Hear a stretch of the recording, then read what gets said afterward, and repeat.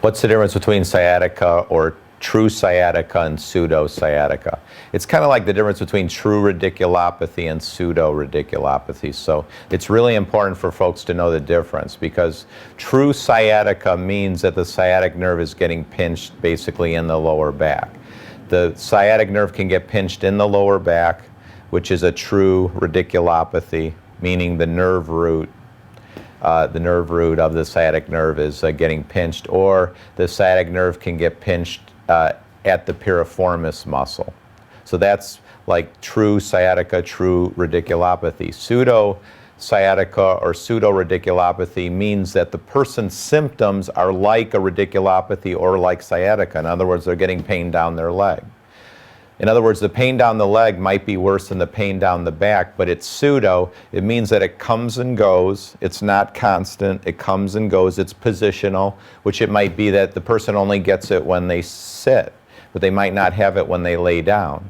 So pseudo means it's false. It means it's not that a nerve's getting pinched, and this is really important, because if you don't have a nerve getting pinched, in other words, the sciatic nerve's not getting pinched, or the nerve root's not getting pinched, you don't have radiculopathy, you don't have sciatica. In other words, it's pseudo, it's false.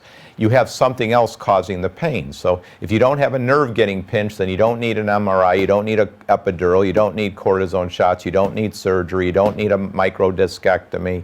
Like, don't go down that route. Don't get radio frequency, because that's what we end up seeing at Caring Medical.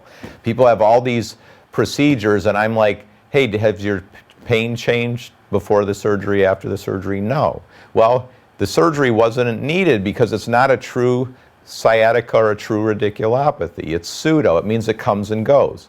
In other words, if you have a herniated disc or you have a bone spur pinching on the sciatic nerve, you're always going to have it. I've had a pinched nerve.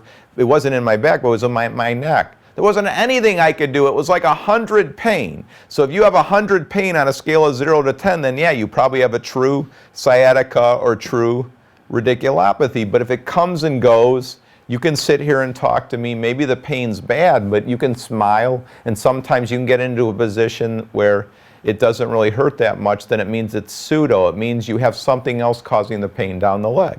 What's the most likely reason that you have pain down the leg? Well, most likely it's coming from a ligament injury.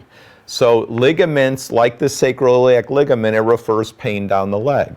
So the treatment for a ligament that's referring pain down the leg is going to be prolotherapy, because prolotherapy is the best treatment to stimulate ligaments to repair.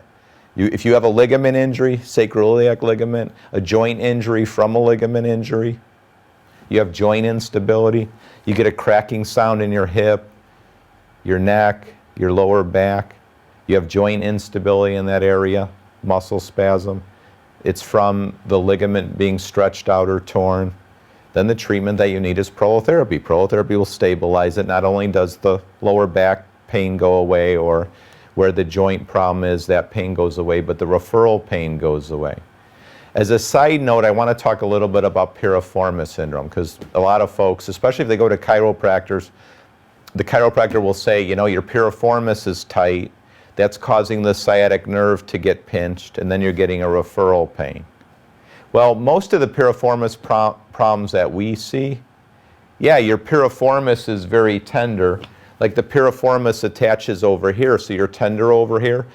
But the number one reason that your piriformis is tight is because you have underlying either sacroiliac ligament injury or hip ligament injury.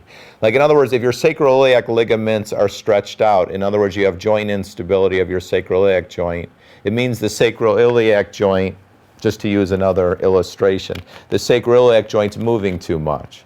So in other words, when your piriformis muscle wants to contract, it's contracting, so it's pulling like right here. Well, this is moving, and if this is moving, if the sacroiliac joint's moving while the piriformis is trying to contract, piriformis is going to go into spasm. Guess what's going to happen when it goes into spasm? It's going to pinch the sciatic nerve. So if you've had a whole bunch of physical therapy, chiropractic care for piriformis syndrome that's not going away, well, you got a loose or weakened sacroiliac joint, so you need prolotherapy. Prolotherapy to the sacroiliac joint stabilizes it, the piriformis muscles relax, they don't pinch on the sciatic nerve, then you end up getting relief of not only your lower back pain or piriformis pain, but also the sciatica down the leg. So prolotherapy, great treatment for piriformis syndrome.